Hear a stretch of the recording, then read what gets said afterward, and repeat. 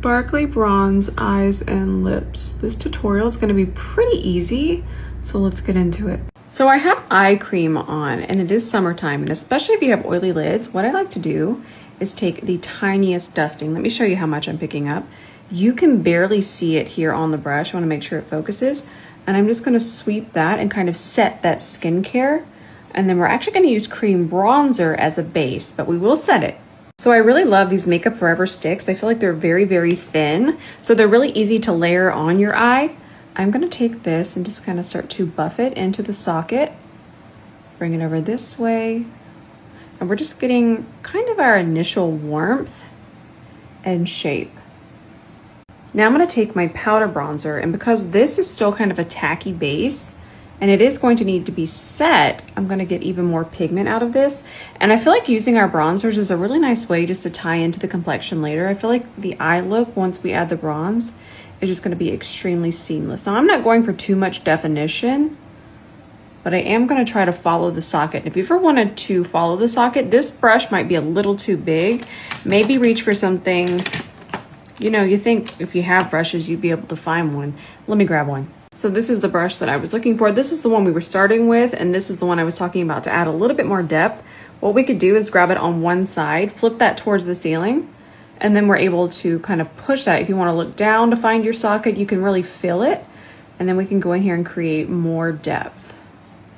One more creasing tip: whenever you have more powder to cream ratio and use a smaller brush, you're really able to press that product into the cream, and that's going to ensure that we don't have any kind of creasing. It's also going to ensure that we are creating more dimension.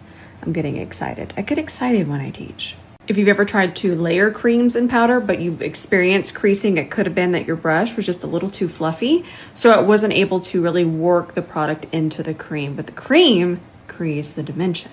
Okay, enough yap. Now in the summertime, I like to use powder foundation to kind of do cleanup. I feel that it's really pigmented. It already has my built-in undertone and skin tone, so it's a really good option to clean up, highlight, and kind of melt everything together. Now I'm not going to take it too far down because I don't want to change the color and the warmth of the bronzer, but I do want to kind of clean up here. And then since we're not too dark, I can start to clean up in here. Now before we do our bronzy lid color, I'm going to take this Revlon multi-liner here, and we're just going to get really smudgy and messy with it. I'm going to go ahead and line my top waterline. Let's take a little smudge brush. I'm going to focus mostly on the top part of that line. Now don't worry about it being perfect. It's about to get hidden with something sparkly. This is just kind of creating a little bit of depth behind it. By the way, I love these Revlon multi-liners. They are absolutely fantastic, and I think that they are such a great addition because there's so many ways to use them. So we can use it as liner. You could even use them as lip liners. So I reach for these all the time, and I also really like that they have a nice slow but not too slow dry time. This is one of the new Urban Decay shadow sticks. The shade is Toasty. Now I want you to notice I'm not going to start at my lash line. I'm going to keep that nice and dark. I'm going to start above it, and that brown is going to add a little bit more depth. And now we don't even have to worry about being too precise with liner. Kind of working backwards. Isn't this a pretty color?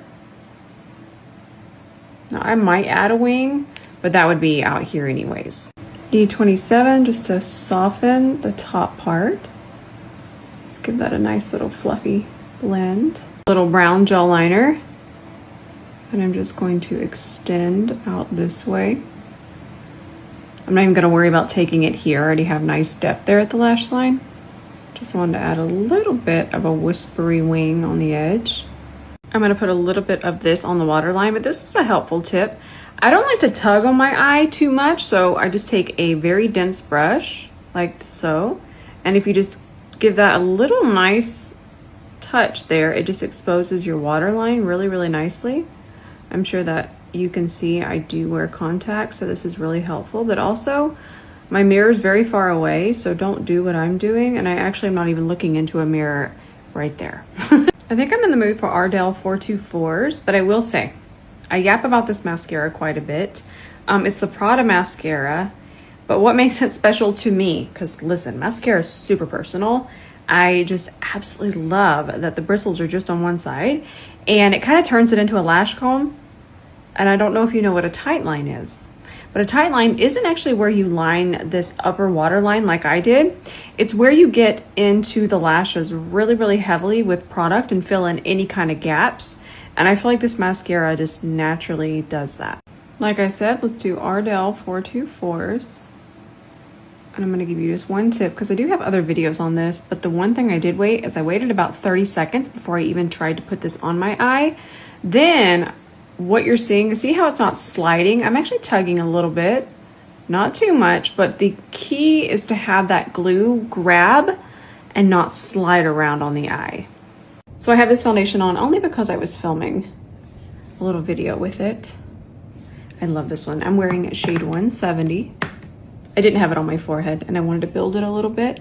I will say it can only build to a certain amount. So if you're wanting something more coverage than light to light medium, I think you might want to grab something else, but I prefer this one over the more gliding sticks, say the Fenty, something in that. I actually like this formula better, and I feel like there's a better shade in this for me. Still gonna do a little bit of concealer, but I'm just gonna do it underneath my eyes. I feel like I've got the amount of coverage I want everywhere else. I also feel like I didn't want to get too glammed, even though the eyes are really, really heavy. Sometimes when I want it to feel more summery, I go lighter coverage, but my normal concealer underneath my eye. Melty, melty. And then just so it becomes really nice friends, just some nice circular motions here. Then we're gonna grab the Wispity Wisp of powder bronzer. I've already filmed stuff, so this puff is already dirty. And I'm just gonna start to push that into the liner.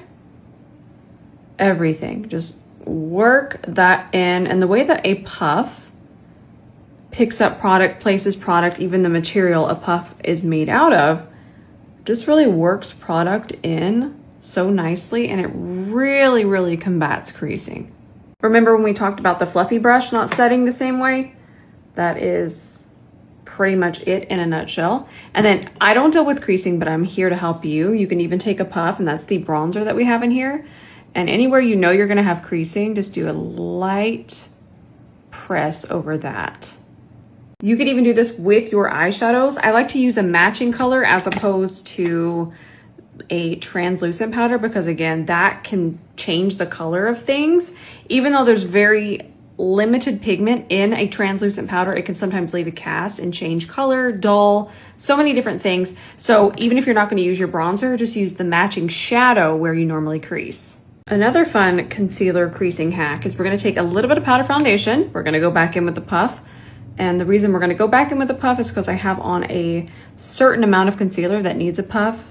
But right now we're using the powder foundation because it is very pigmented, okay? This is gonna be way more pigmented than most loose powders. So I want that pigment to kind of balance and make sure that when I do my pink brightening powder that we're not gonna get too gray, because I'm so bronzy right now. Sometimes even my favorite powder could turn my under eye a little bit gray, especially once I start to add more depth here. Now we're gonna grab my Givenchy on my puff and go ahead and set. Ooh, that is smooth. And I gotta say it, that ain't going nowhere. I'm just setting the center of my face. I'm not gonna set where I'm going to put bronzer. I'm gonna go ahead and grab the bronzer right now. Somewhere in this is a C40. Yep, got one.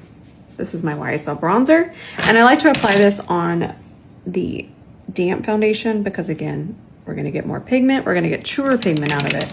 Sometimes when we set things, we don't get the same amount of pigment and we're not getting the truest color. Don't forget, bronzer can go up here. The sun naturally hits. I like to put the heavier amount kind of here on the side of my face and let it cascade towards my cheekbone, but don't be afraid of bronzer going on top of the cheekbone. So this is one of the new Dior blushes. Now keep in mind, this has glitter in it. It's pretty glittery. I'm okay with that, but I can't be out here telling you how great a blush is and then y'all go get it and then you hate glitter and then you're just glittered up. But I would like to be glittered up. These are also definitely more pigmented than the first variation and the second variation. So I do really enjoy that. I'm actually gonna wipe this brush off a little bit. I think I picked up too much. Sheila, where are you? Then I'm just gonna start to tap it and melt it in with the bronzer. But I like the color a lot. But if you don't like glitter, I still think the YSL one that I wear all the time, let me grab it. This one's a better option. This is shade 93. This is more of a glaze, while this absolutely, see, they are similar. But Candy right here, the one I'm shaking, has glitter particles. So something to think about. Now I'm gonna take a little bit more bronzer, smudge this out a little bit. Just add a little bit more color underneath here. Double setting sometimes can take down the color, so it's okay to go back in and build it up a little bit more, but it's best to ensure that we're not gonna crease.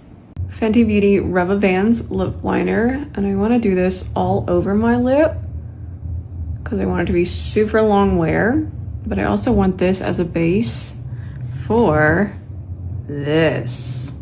This was kind of one of the OG sparkly glosses. This is from 𝗕𝗃𝗃𝗧𝗬. This is rose gold, right? Yep. Just want to double check. And if you've ever wanted to keep the super glittery effect, try not rubbing your lips together. That can sometimes dull the sparkle. This is the perfect bronzy lip for me. One more step. Remember what's on our lid. I'm going to take a little bit of that right in the center and then right here, just for some extra bronze pop.